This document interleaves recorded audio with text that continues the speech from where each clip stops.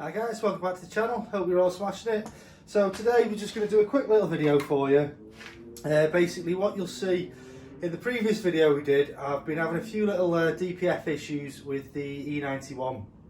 Now obviously in that video we show you a quick clip on the DPF pressure and obviously what I'm going to do to tackle it as a long-term solution, which to be honest is going to work best for me.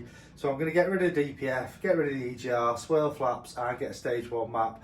But obviously we've had quite a few comments on it and that's not really a route everyone wants to go down. So on Sunday, the following day, it was about 2 days ago, I thought I'd just have a go and see if there's anything I can actually do with the DPF on the E91.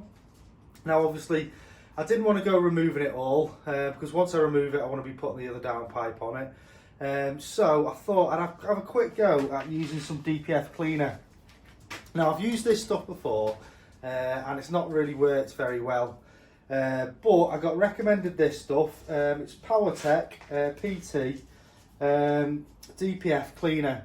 Now with this one you can actually clean your DPF without removing it. Basically all you need to do is take out one of the sensors.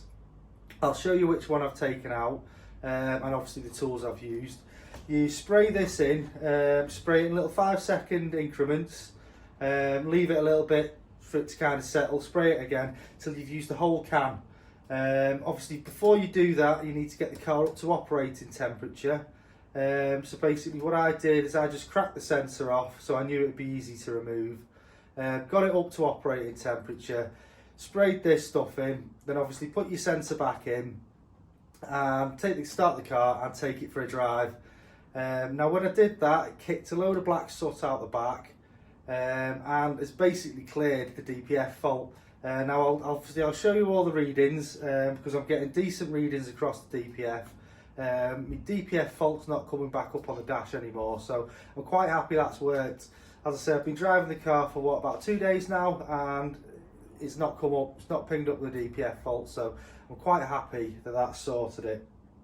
So what we'll do is I'll just show you a quick clip of the actual fault coming up on the dash.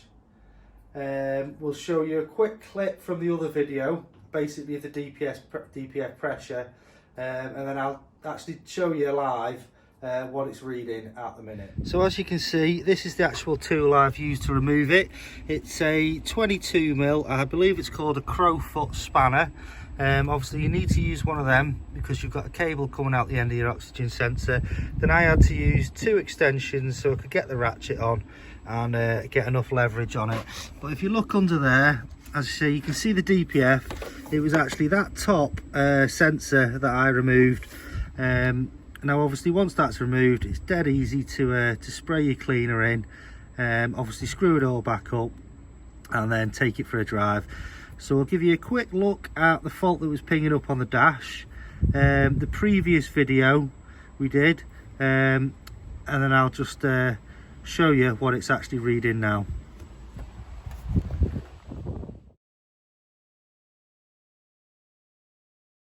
Up with a glow plug issue, and because of that it's stopping the car actually regenerating.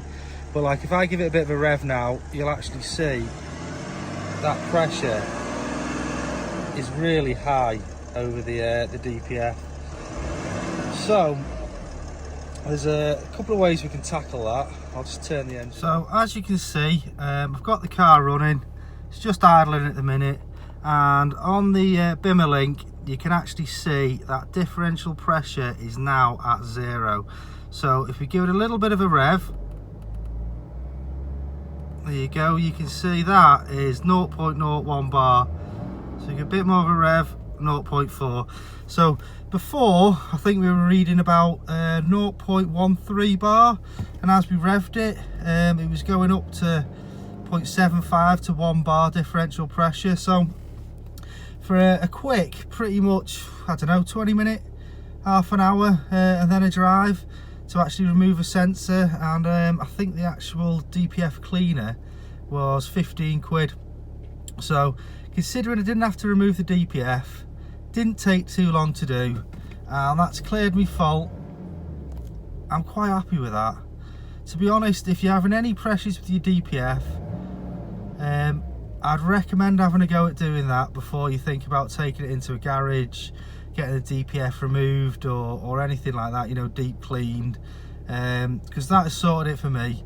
I mean, the DPF issue, it was basically on the car, I think it had been on the car for about 2 weeks, and then I cleaned it, so it's not like I was driving around for ages with the DPF done. So I mean, I'm not going to say this is going to cure every vehicle, but probably I'd say at least 80%.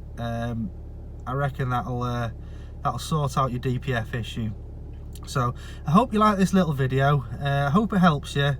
Remember, like and subscribe, and we'll catch you in the next video.